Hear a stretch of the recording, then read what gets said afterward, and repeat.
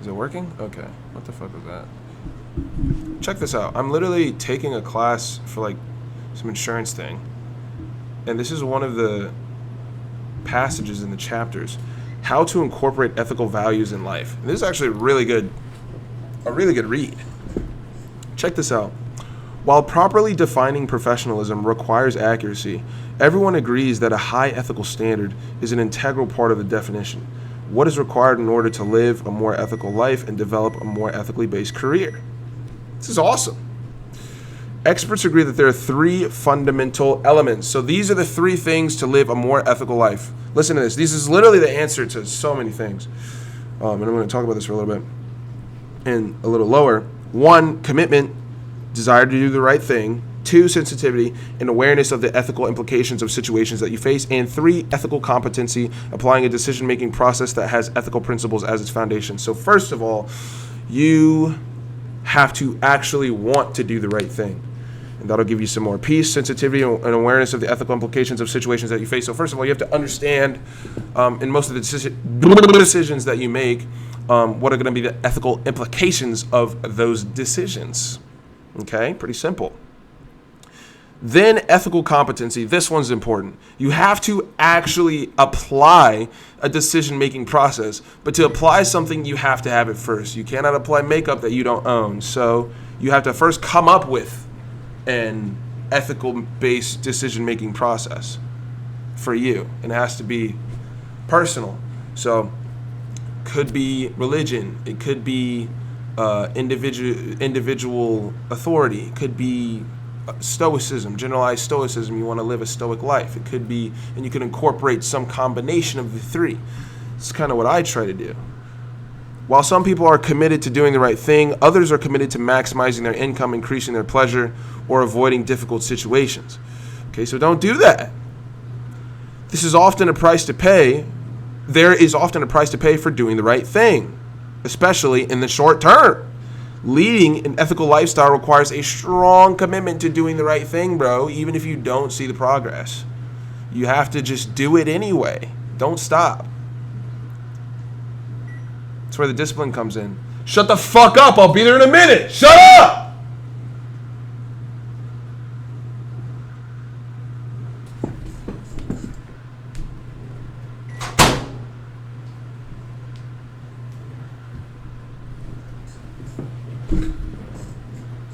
Every day, most of us walk past opportunities to improve the quality of our own lives and those of those whom we come in contact. We often respond to situations automatically, the way we always have, or the way we see others respond because we don't have any fucking free will and critical thinking skills, so we have to copy everybody else because we can't think for ourselves. We fail to recognize the opportunities to take the high road, just like I did. I called a girl a bitch the other day. She had it coming, but I still said it. We all need help in leading a more ethical life. We are to build a quality life. Wait, what? If we are to build a quality life, we need some guidelines and practice in doing the right thing. Because to get good at something, you have to practice it. So you have to actually practice it. So you have to put them into actual practice. We need some guidelines. You have to have guidelines. You got to pick a. I'm a utilitarian. That's me. Other people aren't. Other people believe in themselves and people believing in themselves. Okay, so that's just a different, and there's apparently thinkers, according to this document, this fucking insurance document, by the way, there's fucking philosophers who think different ways than me, like a guy named Jean-Paul Sartre, S-A-R-T-R-E, who believe that there are no absolute values, that each person creates his or her own values and projects them onto the world. I'm not sure if I agree. Later we read, dude, this is the title of look at this subtitle. In an insurance class, this subtitle is called Major Themes in Ethical Philosophy. That's pretty fucking cool. Oh, I thought it stopped recording. Philosophers consider ethics to be the science of conduct. It's pretty cool. Fundamental ground rules, which all people, blah, blah, blah, philosophers, blah, blah, blah, Socrates, Plato, and this is what I said, by the way. I was right. Remember this? This says, many ethicists consider emerging ethical beliefs to be the state of art legal matters. What becomes an ethical guideline today is often translated into a law, regulation, or rule tomorrow. Don't believe me? Don't believe me? I said this. Come on. Don't believe me? YouTube, we'll go to the shorts. Let's go to the YouTube shorts. How about that? How about go to the YouTube shorts? Let's go to shorts. Go to YouTube shorts. Go to shorts. Bro, open, bro. Shut the fuck up. Can you see the screen? Oop, fuck. Okay. Stop. I don't like this spinning. This is kind of distracting me. Because it's been spinning the whole video. X. X. Whatever. Okay, cool. Alright. Just ignore that. Oh, I might film one of those tonight, too. Little Kanye reverse KKK and the Ku Klux Klizé. Come on, damn it. Load, bro. What the hell? Computer's slow as hell. I just put an SSD in it last night, but I fucking don't think it's recognized by my Windows software right now. Him? Okay, where was I? Shorts. God, I was so high in that last video. Switching it up. Look at this! It's always philosophy. By the way, I think I'm going to be changing the priority of videos on this channel to kind of... Wait, let me just unplug my mic. Kind of like a philosophical...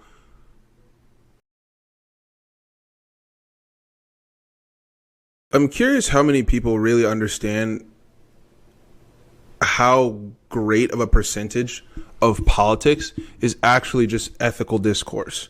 It's just ethics at a certain point. And there's also, by the way, a subsect of primarily, I think it is local government that deals with ethical discussions. There's like people that are hired as, you know, Walmart philosophers, and they just sit around and talk about things, because that's what, and I mean literally, everything comes down to.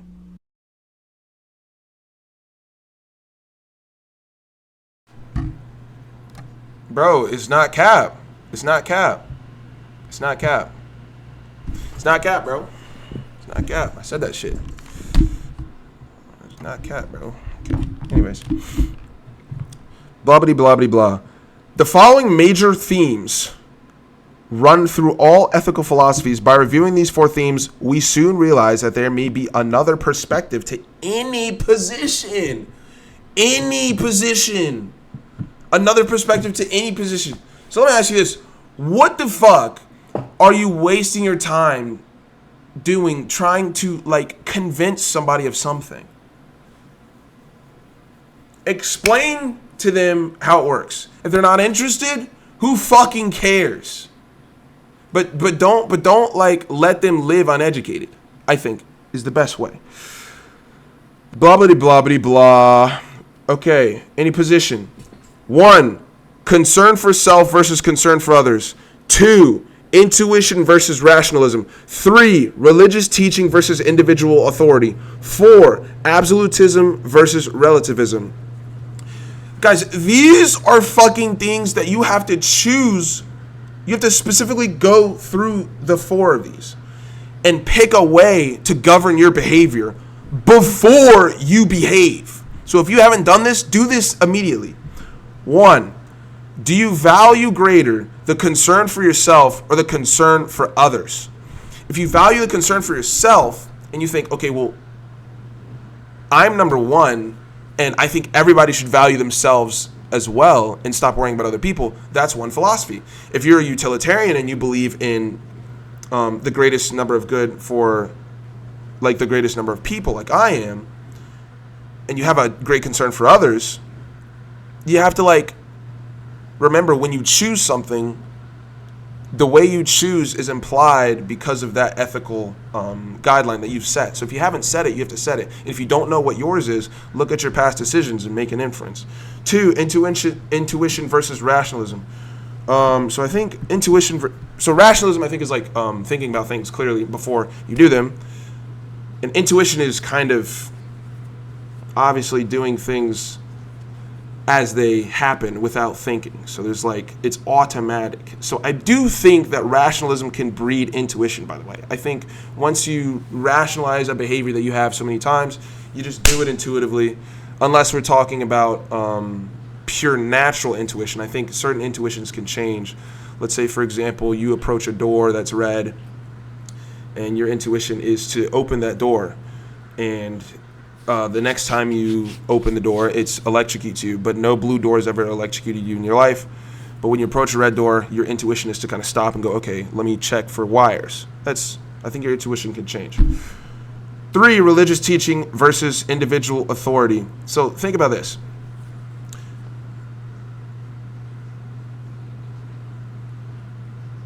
People who are not religious are not like without an ethical compass. And I think that's something that religious people believe. And there's some people who are of an individual authority that believe religious people, at least in some sects of religion, where they be having all types of sex, they're not, it's kind of the same.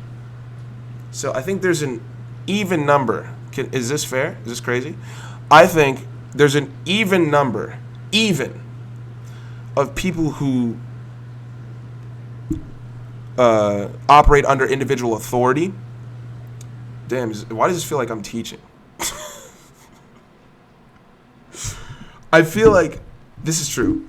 There's an even number of people that operate under individual authority that believe that religious people are the worst and are acting unethically. And there's people vice versa that are religious that believe people under individual authority are acting unethically just because they don't have a religion. And there's people that see corruption in religion on the other side and think, the same thing. But I think we're all kind of doing fine. That's what I think, to be honest. Absolutism versus relativism. So I think that's kind of the same as concern for self versus concern for others. Let me look it up. Absolutism. Absolutism is a political system in philosophy. Absolutism in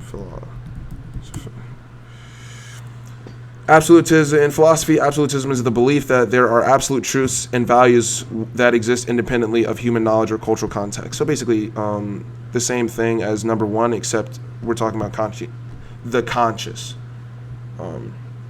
I suppose. And then relativism, I guess, is the opposite. The antithesis.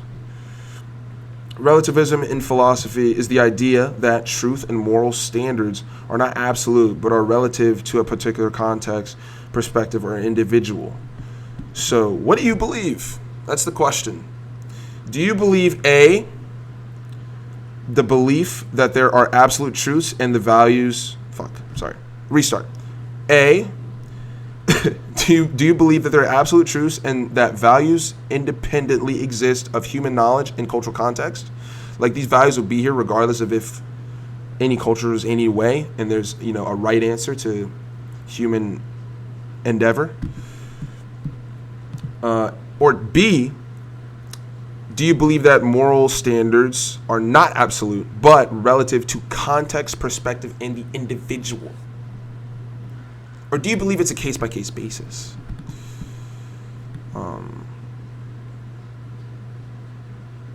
I guess the question is, what is morality? Which is hard to answer. So, and this is an insurance class, dude. This is so cool. I literally think I prayed for this once. I was like, dude, give me a job in ethics, because I love ethics so much. This is fucking sick.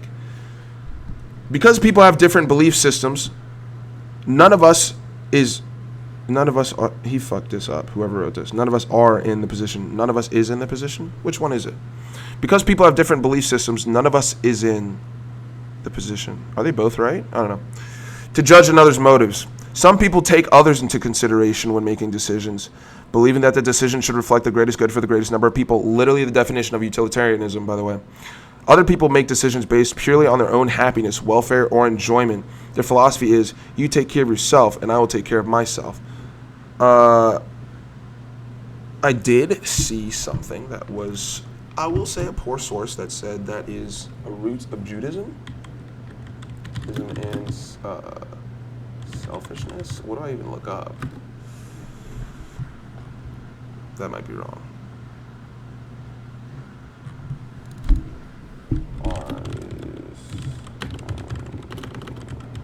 Life on Earth. I read something that said something along the lines of like Jews are more concerned with life on Earth.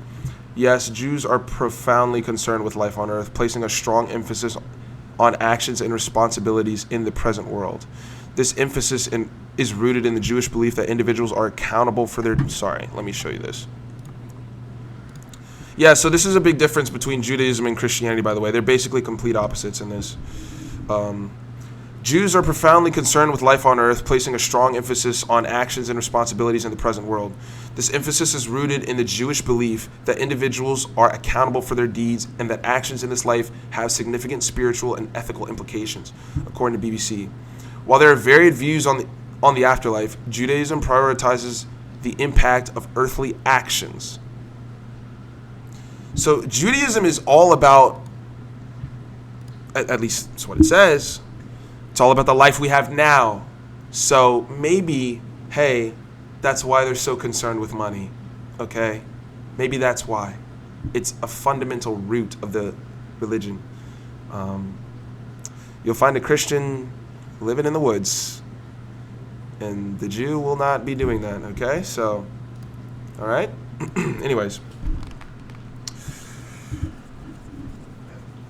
Yes, I'm definitely getting my channel banned. Where was I? Take care of Some people adhere to religious doctrines that present what is right and what is wrong. They reference holy writings, revelations, or tradition to establish good behavior. According to that religion, each person should attempt to follow these traditions. Other thinkers, like Jean-Paul Sartre, the dude from earlier, believe that there are no absolute values that each person creates. That there are no absolute values and each person creates his or her own and projects them onto the world. Challenges in ethics. I haven't read this part yet. Let's read this. Sometimes taking the most ethical path means that you will lose something else that is important to you. I guess that would kind of be like time, maybe a little bit of reputation sometimes, but I mean, if you're losing reputation because you're moving ethically, fuck them. If we are to live an ethically based life, we must be willing to lose for the right reasons. Okay? It's pretty cool. Must be willing to lose for the right reasons. So lose, surrender sometimes. I think people have an issue surrendering. That's fucking definitely true. That's a problem with women who, by the way, who cannot find men have an issue. They'll like fight surrender. I watch it happen. And it's like, it's obviously don't surrender for no reason, but you definitely don't also fight it because it's within you to do that. So you're kind of fighting your own energy, which is a big conflict there. The probability of losing a test of your what? The probability of losing is a test of your ethical courage. The willingness to lose for the right reasons is the price you pay factor, PTP factor, for leading an ethically based life. People in positions of power, motivated to win at all cost, often have great difficulty with this challenge. You can't win at all costs because sometimes there are costs. And if you're trying to defer every cost, guess what, buddy? You're going to pay a big one. There's often a price to pay for leading a more ethically based life. Fortunately, in the long run, the rewards are also greater. You got to look towards the future, bro. Damn, this is sick. Is a code of ethics effective? Wow. I'm just going to, I might just read the rest of this myself. But dude, this is super cool shit. Nice. I just got a fucking ethics class. Sick. What do you think of that shit?